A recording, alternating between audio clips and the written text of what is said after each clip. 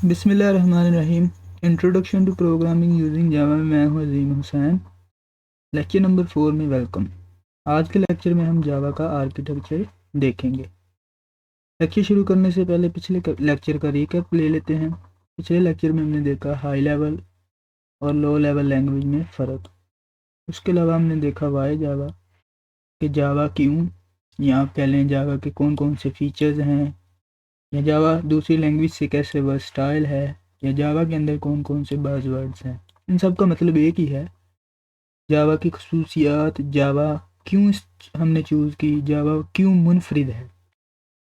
तो वो फीचर्स आपको पता होने चाहिए, जिस तरह सिंपलिसिटी थी, ऑब्जेक्ट ओरिएंटेड प्रोग्रामिंग थी, सिक्योर थी, प्लेटफॉर्म इंडिपेंडेंट थी। तो अगर आपने वो लेक्चर नहीं देखा तो आप वो लेक्चर ज़रूर देखें, क्योंकि जावा के फीचर्स हमें पता होने चाहिए। आज के लेक्चर जो है हम उसमें जावा का आर्किटेक्चर देखेंगे कि जावा किस तरह बेस्ड है, उसका आर्किटेक्चर वो कैसे काम करता है। जिस तरह जनरल टर्मिनोलॉजीज हैं, JVM Java virtual machine, JDK Java development kit, JRE जावा रन टाइम एनवायरनमेंट, तो इस तरह की डिफरेंट टर्मिनोलॉजीज भी देखेंगे। तो आज का लेक्चर बहुत ही इम्पोर्टेंट है, तो चलें जी शुरू करते हैं। जावा आर्किटेक्चर ज़रा बेसिक सा फ्लो देख लेते हैं। सबसे पहले हम प्रोग्राम राइट करेंगे। मसलन हमने अपना टेक्स्ट एडिटर ऑन किया, लाइन ऑफ कोड लिखते गए इसको सेव किया, फाइल को कोई नाम दिया a.java। तो जावा का जो फाइल है वो .java से हम सेव करेंगे। ये उसकी एक्सटेंशन है, ये उसका नाम है। तो फाइल में दो चीज़ें होती हैं नाम में, आइडेंटिफायर और एक्सटेंशन। तो एक्सटेंशन .java मतलब ये जावा की फ़ाइल है। तो सबसे पहले हम जावा प्रोग्राम लिखेंगे और इसको हम सोर्स कोड भी बोलते हैं। नेक्स्ट आ जाता है जी कंपाइल करना। जब हमने ये लिख ली फाइल, ये फाइल जाएगी कंपाइलर के पास, जो कि उसमें गलतियाँ वगैरह चेक करेगा सिंटैक्स की, और अगर कोई गलतियाँ हुई तो हमें बता देगा, वरना उसका हमें बाइट कोड दे देगा। तो सोर्स कोड हमने कंपाइल किया, उसका हमें मिल गया बाइट कोड, जिसे हम ऑब्जेक्ट कोड भी बोलते हैं। इस बाइट कोड का दूसरा नाम है ऑब्जेक्ट कोड। हमने सबसे पहले कोड लिखा, कंपाइल किया, बाइट कोड मिला। अब ये बाइट कोड जाएगा JVM के पास, और JVM इसे मशीन कोड में कन्वर्ट कर देगा। तो ये बाइट कोड जाएगा JVM के पास, जावा वर्चुअल मशीन के पास। जावा वर्चुअल मशीन इसे ज़ीरोज़ और वन की फॉर्म में कन्वर्ट करेगा, जिसे इजीली हमारा ऑपरेटिंग सिस्टम समझ जाएगा और एग्जीक्यूट करके हमें रिजल्ट्स दे देगा। तो ये एक बेसिक सा फ्लो था। तो JVM ने मशीन कोड में कोड को कन्वर्ट किया, बाइट कोड को, और मशीन कोड जो है वो मशीन एग्जीक्यूट करके हमें आउटपुट दे देगी। इसी को यहाँ मैंने ग्राफिकली डायग्रामेटिकली ड्रा किया है।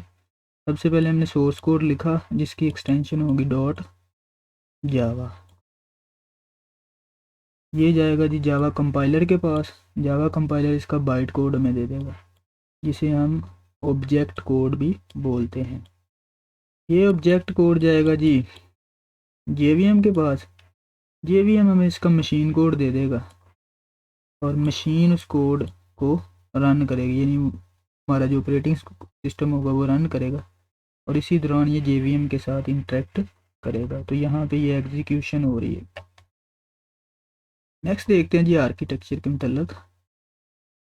तो टर्म है जी JVM। JVM stands for Java virtual machine.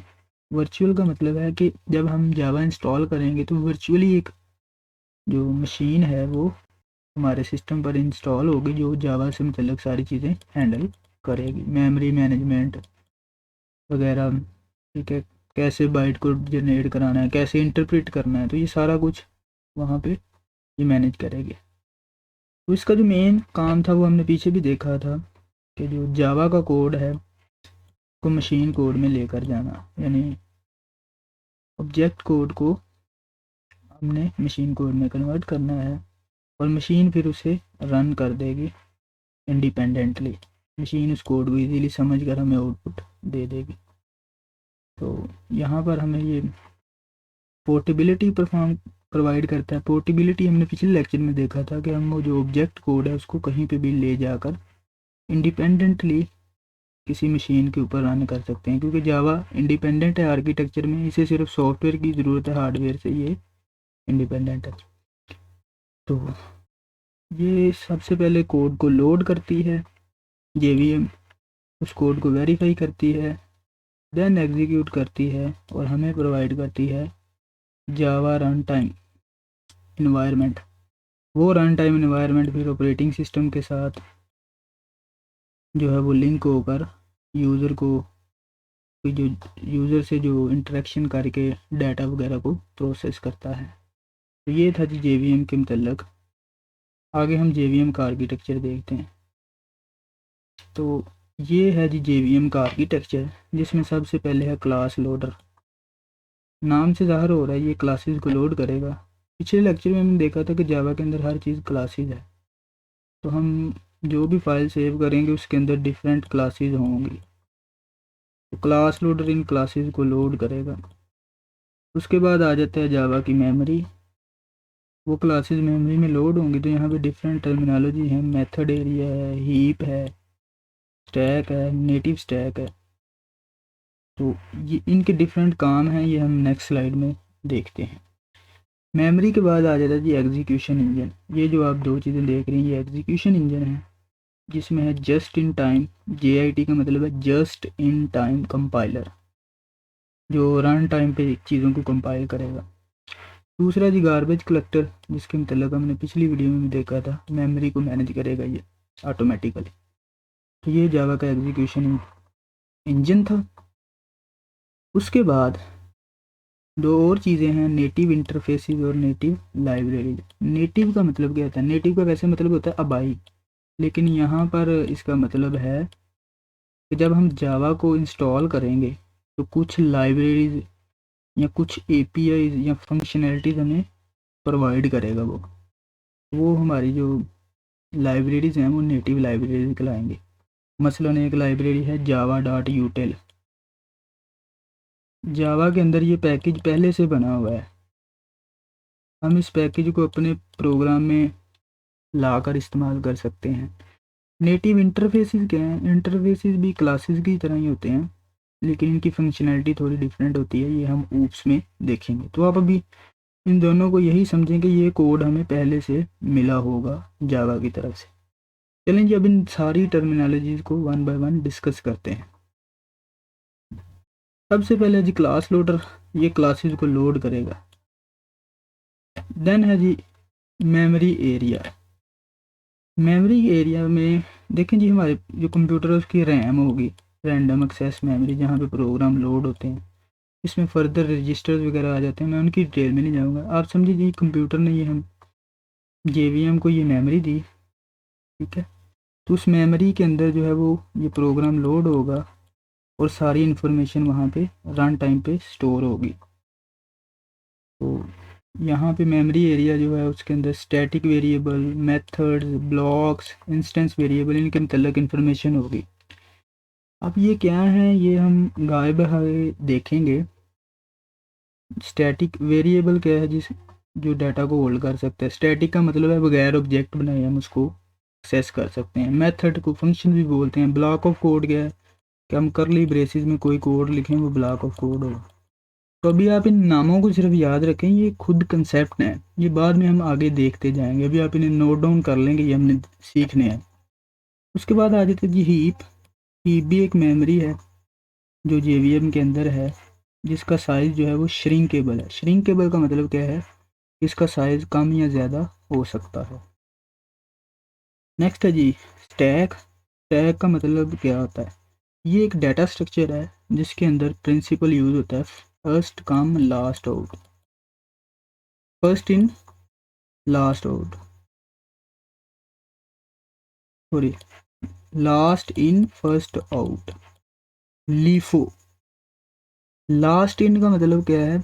बाद में आए पहले जाएं। जिस तरह हमने एक ये प्लेटें रखी हुई हैं, और अगर ये 5 प्लेट 6 प्लेटें हैं, तो ये देखें ये प्लेट जो नीचे प्लेट पड़ी है ये सबसे पहले आएगी, फिर ये दूसरी प्लेट, फिर ये तीसरी, फिर ये चौथी, फिर ये पांचवी, फिर ये छठी।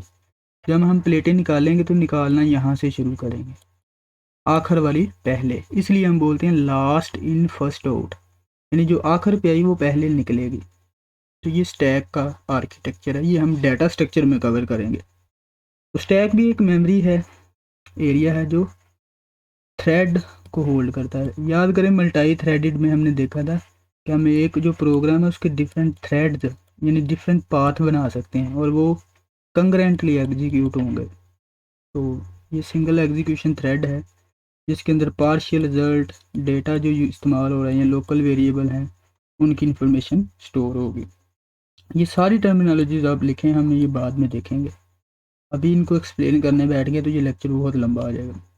देन जी नेटिव स्टैक, ये भी एक स्टैक की ही फॉर्म है जिसके अंदर जो नेटिव मेथड है यानी जावा की जो लाइब्रेरीज हैं जो पहले से हमें मुयसर हैं उनके मतलब इन्फॉर्मेशन स्टोर होगी। जावा की जो लाइब्रेरीज हैं वो भी हम देखेंगे जब हम ऊप्स पढ़ेंगे या एडवांस जावा पढ़ेंगे। देन जी एग्जीक्यूशन इंजन, जिसने कोड को एग्जीक्यूट करवाना होता है, ये सेंट्रल पार्ट है जेवीएम का, जिसने बाइट कोड को एग्जीक्यूट करके हमें आगे मशीन कोड देना होता है। तो मशीन कोड को जनरेट करता है ये। इसके मेन पार्ट हैं just in time compiler. Just in time compiler का मतलब क्या है कि जब ये बाइट कोड को मशीन कोड में जनरेट करेगा तो रन टाइम पे एक कंपाइलर मिलेगा जो रिजल्ट को कंपाइल करेगा। ठीक है। और देन है जी गार्बेज कलेक्टर। देखिए गार्बेज कलेक्शन बार बार आ रहा है, ये ऊप्स के अंदर हम इंशाल्लाह चैप्टर 7 में कवर करेंगे। ये मेमोरी मैनेजमेंट की टेक्निक है जो ऑटोमेटिकली होती है। नेक्स्ट है जी इंटरप्रेटर। जैसे ही हमारे पास बाइट कोड आ गया तो उसको मशीन कोड में कन्वर्ट करना है, लेकिन एक सीक्वेंस के साथ लाइन टू लाइन उसे इंटरप्रेट करके यूज़र के साथ इंगेज करना और डाटा को मैनिपुलेट करना। जस्ट इन टाइम कंपाइलर, देखें जो इंटरप्रेटर से कुछ गलतियां हो गई उनको सुधारने के लिए जस्ट इन टाइम कंपाइलर उन ड्रॉबैक्स को कवर करेगा। उसके बाद है गार्बेज कलेक्टर। ये अभी हमने बात की थी, मेमोरी मैनेजमेंट की टेक्निक है जो कि ऑटोमेटिकली काम करती है। तो मेमोरी ये कैसे काम करती है थोड़ा सा हवाला दे दूं। हमारे जो प्रोग्राम होता है उसके अंदर डिफरेंट ऑब्जेक्ट्स होते हैं। देखें ये मैंने 5 ऑब्जेक्ट्स बना दिए। सपोज करें इनमें ये जो एक ऑब्जेक्ट ये है, एक ऑब्जेक्ट ये है और एक ऑब्जेक्ट ये 3 ऑब्जेक्ट काम के नहीं। तो जावा का जो गार्बेज कलेक्टर है जीसी है वो इन्हें मार्क करेगा पहले कि ये 3 ऑब्जेक्ट मेमोरी में हैं लेकिन किसी काम के नहीं, और देन उन्हें स्वीप करेगा। स्वीप का मतलब क्या है, उनसे मेमोरी वापस ले लेगा। तो ये मार्क एंड स्वीप है। इसके अंदर मज़ीद मेथड हैं, एक फाइनलाइज है जो मेथड सबसे पहले एग्जीक्यूट होगी, और एक है जी जीसी की मेथड जावा कलेक्टर गार्बेज कलेक्टर मेथड है। तो ये हम तभी पढ़ेंगे जब उस चैप्टर में जाएंगे। तो अभी आपको जावा कलेक्टर का थोड़ा आइडिया हो गया कि ये अनयूज्ड जो ऑब्जेक्ट्स हैं उनको मार्क करके उनसे मेमोरी वापस लेता है। उसके बाद नेटिव इंटरफेसेस हैं और नेटिव लाइब्रेरीज हैं। जैसे हम जावा इंस्टॉल करेंगे तो हमें कुछ कोड बाय डिफ़ॉल्ट मिलेगा। तो वो कोड हम अपने में जो प्रोग्राम है उनमें भी इस्तेमाल कर सकेंगे, जिन्हें एपीआई वगैरह भी बोलते हैं। तो ये जो नेटिव इंटरफेसेस हैं इनके अंदर भी हमें कुछ लाइब्रेरीज मिलती हैं जिन्हें हम जावा मेथड कॉल्स के दौरान इस्तेमाल कर सकते हैं। और इनके अंदर स्टैंडर्ड एपीआईज हैं जावा की, जिस तरह जावा डॉट लैंग है, ये एक पैकेज है, एक एपीआई है, यहाँ एक लाइब्रेरी है जिसके अंदर जावा लैंग्वेज से मतलब सारी इन्फॉर्मेशन पड़ी है। डॉट यूटिल है जिसके अंदर तमाम यूटिलिटीज़ पड़ी हुई हैं। ठीक है। डॉट आईओ है जिसके अंदर इनपुट आउटपुट का मतलब है। डॉट नेट है, नेटवर्किंग से मतलब है। इस तरह बेशुमार एपीआईज हैं जो जावा में परफॉर्म करता है, जो डेवलपर को कोड लिखने में ज़्यादा मदद देती है। उसके बाद 2 टर्मिनोलॉजीज और हैं जी, जावा रन टाइम इन्वायरमेंट और जेडीके। देखिए मैं पहले जेडीके को एक्सप्लेन करूं। जैसे ही हम जावा का एनवायरनमेंट सेटअप करेंगे तो हमें एक डेवलपमेंट किट मिलेगी जिसको यूज़ करके हम कोड वगैरह लिखेंगे और कंपाइल करेंगे। ठीक है, तो इसे हम एप्लीकेशन को डेवलप करने के लिए इस्तेमाल करते हैं। इसके जो मज़ीद हिस्से हैं वो हैं Java run time environment, compiler, interpreter और दूसरे डेवलपमेंट टूल्स। तो ये जेडीके के अंदर ही है जावा रन टाइम एनवायरनमेंट। अब जो जावा रन टाइम एनवायरनमेंट है ना, जब जेवीएम, हमने पीछे भी बात की थी, जेवीएम जब हमारा जो बाइट कोड है उसको मशीन कोड में कन्वर्ट करेगा तो उस दौरान एक जस्ट इन टाइम कंपाइलर भी यूज़ करेगा। ये जो जस्ट इन टाइम कंपाइलर है ये जावा रन टाइम उसे प्रोवाइड करता है। तो रन टाइम पे जिस क्लास की ज़रूरत हुई उस क्लास को लोड किया, फारग किया, मेमोरी मैनेज की, तो इस तरह वो सारा सिनेरियो चल रहा होता है। तो जब एग्जीक्यूशन ऑफ प्रोग्राम हो रही होती है तो इसमें हमारा ये कोड लेता है, उसे इंटीग्रेट करता है अपनी लाइब्रेरीज़ के साथ और जेवीएम को स्टार्ट करके उसकी एग्जीक्यूशन वगैरह हैंडल करता है। तो ये था जी बेसिक सा ओवरव्यू जावा के आर्किटेक्चर के मतलब। इसमें काफ़ी ज़्यादा टर्मिनोलॉजीज़ यूज़ हुई हैं, मैंने उनका थोड़ा थोड़ा हवाला दिया। उनको एक्सप्लेन करना मुश्किल है क्योंकि वो आगे जैसे जैसे हम जाते जाएंगे देखते जाएंगे। अगले लेक्चर के अंदर हम बाकायदा प्रैक्टिकल शुरू करने जा रहे हैं। हमें इन्वायरमेंट सेट करना है जावा कोडिंग के लिए। उसमें हम देखेंगे हमें किन किन चीज़ों की ज़रूरत है।